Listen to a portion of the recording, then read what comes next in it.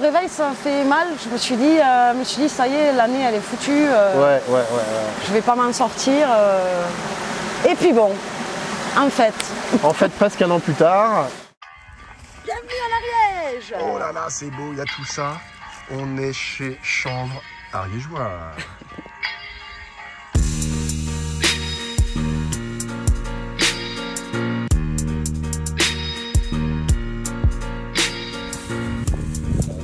On est chez Célia. Salut tout le monde. Salut Célia. Bienvenue chez moi, en Ariège. C'est le Chanvre Ariégeois. Voilà. Wow, et la petite parcelle derrière. Cool. Il fait beau, il y a de la montagne et la vue est belle. Magnifique, bah c'est parti.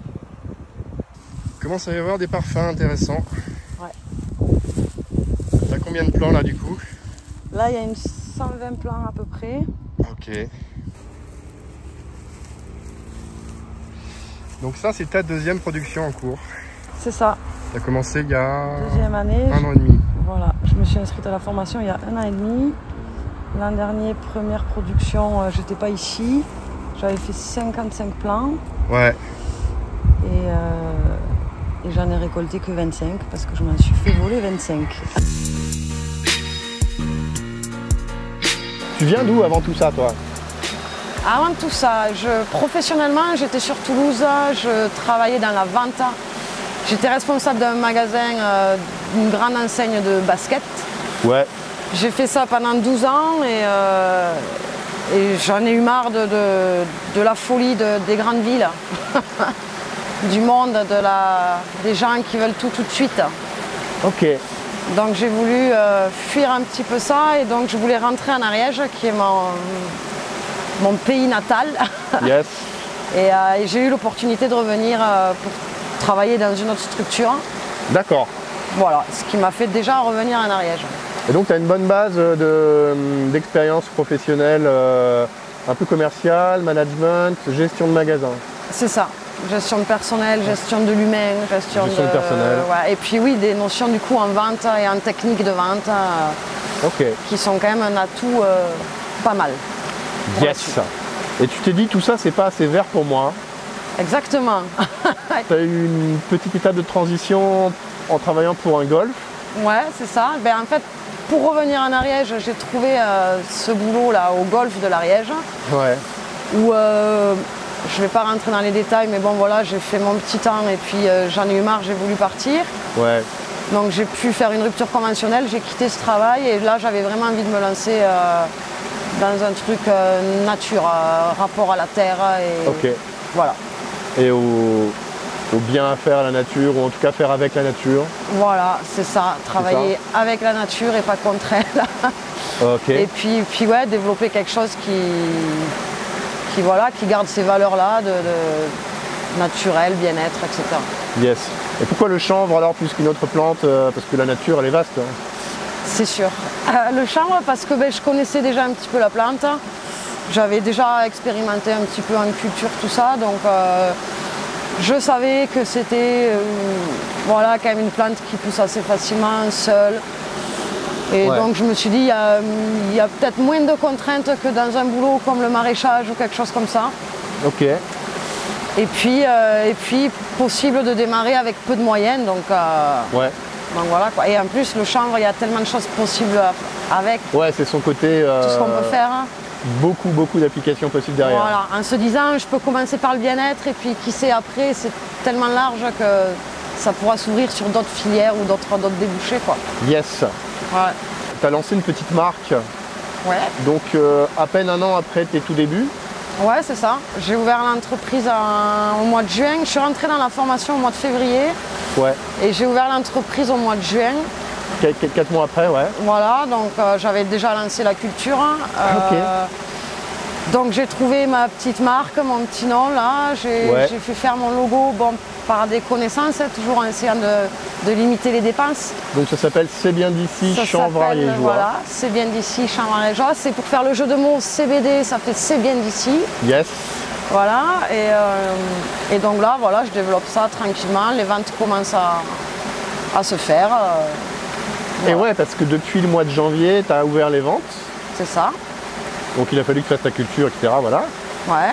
Et tu es en moyenne à 700 € de chiffre d'affaires. Par mois et un petit plus le mois dernier où je suis arrivée jusqu'à 1002, donc yes, très contente. Génial. En espérant que ça dure. Et... Donc faut pas forcément se fier aux apparences. Non, non. On n'est pas au concours de la plus belle parcelle. Et même là, il y a début juillet, c'était petit. Elle est belle la parcelle, hein. Je suis pas en train de te dire que, attention, hein, je voulais pas non plus dire des trucs qui seraient mal interprétés, mais... Non, mais même là, début juillet, c'était plutôt petit, j'avais un peu peur que ça ne prenne pas, et puis en fait, ça a bien gonflé. Ouais. Donc ouais, faut pas trop stresser, même si c'est un peu tard ou ça pousse, quoi. Et puis le champ se valorise de toute façon. Et puis de toute façon, il y a toujours moyen de faire quelque chose avec, ouais, donc yes. Donc c'est cool. Et tu as commencé sur un point de vente, 2 points de vente, petit à petit, là tu en as 4 ou 5, c'est ça? Ouais, là j'en ai 4 officiels, bientôt un autre qui arrive. Ouais. Et après j'ai commencé, en faisant un peu de com sur Facebook.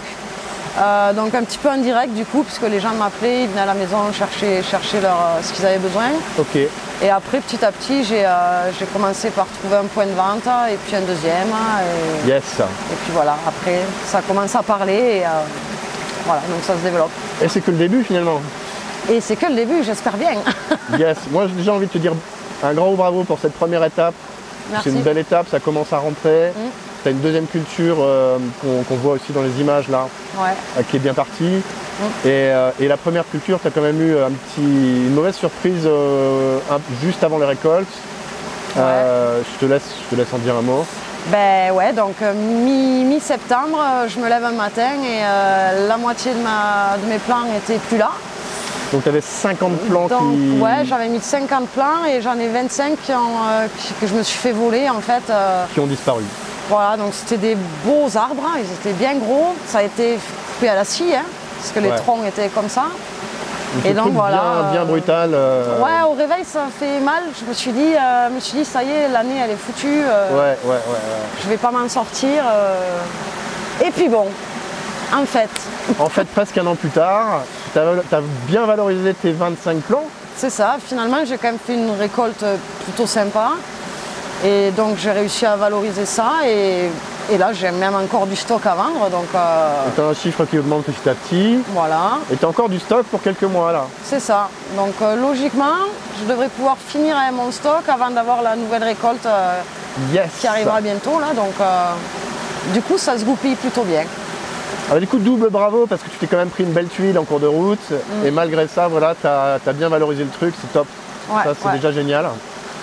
Il y a une deuxième spécificité chez toi que je trouve assez géniale et qui mérite d'être racontée, c'est que en fait tu valorises vraiment bien tes produits par rapport à la moyenne, par rapport à ce qu'on entend dans les milieux. Ouais, il y a des trucs, c'est pas facile, tout vient de l'étranger à 300, 400, 500 balles le kilo, on est tous foutus.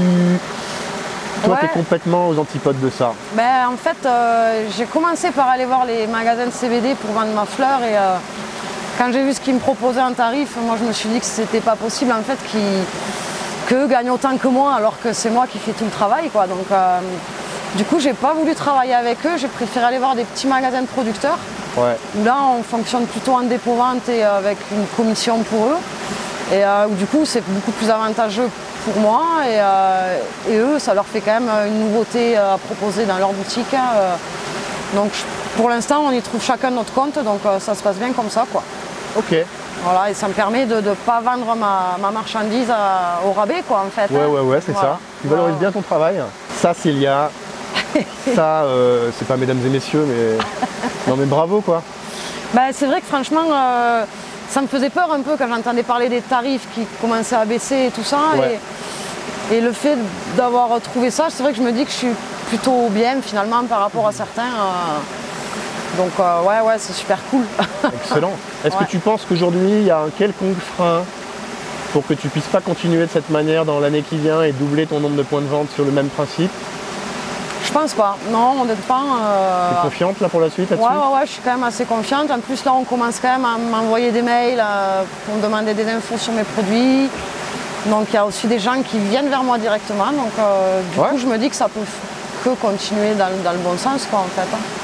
Ah oui, parce qu'on n'en a pas parlé, mais tu as aussi lancé ton site internet où tu fais des ventes en ligne un peu. C'est ça, ouais, tout à fait, ouais. un petit site qui me sert de vitrine quelque part et Ouais. où je fais quand même un petit peu de vente dessus, donc c'est toujours ça en plus.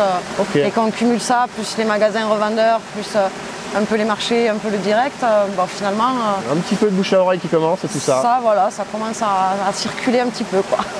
Ouais, c'est géant, c'est génial. Ouais, super cool. Est-ce que tu vois un frein aujourd'hui à doubler, tripler ton chiffre d'affaires dans l'année qui vient, voire plus ou pas? Un frein, non, je pense juste que c'est à moi de me bouger un petit peu pour trouver d'autres boutiques revendeurs. Ouais. Et après, il n'y a pas de raison, hein, il y a de la place, il y a encore de quoi faire. Donc non, moi je pense qu'il n'y a pas de frein, que c'est faisable. D'ailleurs, je t'ai pas demandé, mais aujourd'hui, c'est une source de revenus en plus pour toi. Ouais. Demain, est-ce que tu veux en faire un plein temps? Est-ce que c'est vers ça que tu te diriges? Ouais, l'objectif, ça serait quand même d'en faire mon revenu principal, quoi. Yes. Donc il me faut, dans tous les cas, plus de points de vente et augmenter un petit peu le chiffre d'affaires, histoire Ok. d'en vivre. Trop bien. Alors, qu'est-ce que tu nous as fait? Alors, quelques produits, notamment macérat huileux, avec 2 taux de CBD différents, les fleurs brutes. Alors, il y a ceux qui sont en haut, ici. Voilà, ceux-là ils sont à 5,2 en pourcentage, en normal ils sont à 2,6. 2,6 et 5,2. 5,2 et 2,6. Voilà. Ok. Les fleurs brutes, Yes. et puis Présente-toi ici. voilà, et 2 petites infusions que je fais déguster du coup sur le marché. Ok. Une infusion comme ceci. La petite carte qui va bien. Ah, dans un joli format carré. Ça. Et tu fais des petites dégustations de tes infusions. Voilà, ce qui permet de les vendre. Ok. Alors toi, tu as rejoint le programme il y a 18 mois à peu près. À peu près, ouais. Pourquoi Qu'est-ce que tu en as pensé en arrivant et où est-ce que tu en es par rapport à ça aujourd'hui? Alors pourquoi? Parce que en fait à la base quand j'ai quitté mon ancien travail au golf là, l'idée de la culture du CBD c'est un peu avec des potes que c'est venu en discutant et tout ça. Donc derrière je me suis dit ça serait quand même bien que je me forme, que je trouve quelque chose où je suis pas toute seule. Donc j'ai commencé à regarder sur internet. Ouais, c'est ça, tu te sentais un peu seul dans ton coin, quoi. Ouais, c'est ça, j'avais un peu peur du côté légal, de tout ce qui était administratif, toutes les démarches pour ouvrir une entreprise, etc. J'appelle qui s'il y a un problème, si je sais plus comment faire ou quoi. Voilà, c'est ça. Et donc j'ai commencé à regarder sur internet si je trouvais des choses. Et puis quand je suis tombée sur ta formation, ça m'a paru bien au niveau de l'échange et déjà des personnes présentes qu'il y avait dans cette formation-là. Et en fait, donc j'ai foncé. En plus, vu qu'il n'y avait pas vraiment de durée de validité, j'ai trouvé ça bien aussi que ce ne soit pas bloqué à 1 année et puis après on n'en parle plus et voilà. Donc ça, j'ai trouvé ça bien aussi. Yes. Et donc je suis partie là-dedans et puis j'ai trouvé tout un réseau finalement qui est super pour être accompagné. Même à distance, en fait, ça fait toujours un soutien quoi. Il y a toujours des hauts et des bas, donc quand on est un peu dans le bas, on a une question, on envoie sur le réseau, ça répond assez vite. Yes. Donc, un bon appui derrière, c'est une bonne béquille quoi, derrière. Donc déjà à distance, il y a tout ça. Et tu es venu à 2 rencontres, hein? Ouais, j'ai fait 2 rencontres du coup. Ça, hein? Ouais. Ok. Qui était super. Du coup, le moyen de rencontrer en réel les personnes qu'on voit en live ou sur les réseaux. Et du coup, très enrichissant aussi, beaucoup de partage, beaucoup d'expériences qu'on se raconte. Et du coup, je pense que c'est bon pour tout le monde en fait de partager tout ça, quoi. Yes. Pour la suite, est-ce que tu auras un message à faire passer aux futures nanas chanvrières? Vous êtes où? Allez, venez. Il y en a, tu sais qu'il y en a en fait. Il y en a, mais oui, bien sûr, il y en a. Mais j'espère bien qu'il y en aura encore et plus. Et en tout cas, que c'est pas un métier masculin ni quoi que ce soit. Ça, c'est pas du tout le cas. Donc, faut pas hésiter, il faut y aller, il faut se lancer, quoi. Ce que je peux leur dire, c'est qu'il faut essayer de toute façon. Et puis, à partir du moment où on est dans un réseau, où il y a des gens derrière nous qui peuvent nous conseiller, nous accompagner un petit peu, c'est de suite plus facile. Comme je disais tout à l'heure, il y a des hauts, des bas. Et quand on est dans le bas, il ne faut pas hésiter à un petit peu se rapprocher des gens qui font la même chose, discuter, et puis ça rebooste vite. Et finalement, on s'en sort, on y arrive, quoi, finalement, quoi. Moi, je me dis que même en tant que petite productrice, j'aimerais bien pouvoir continuer à faire ça en restant petite productrice à la main, quoi. Yes. Pouvoir travailler à la main Donc voilà, qu'il y ait de la place pour tout le monde en fait, pour aussi les petits quoi. Small is beautiful. Yes. Génial, merci Célia. Merci à toi. Et longue vie à ton projet. Ouais, merci beaucoup. Et longue vie aux chambres.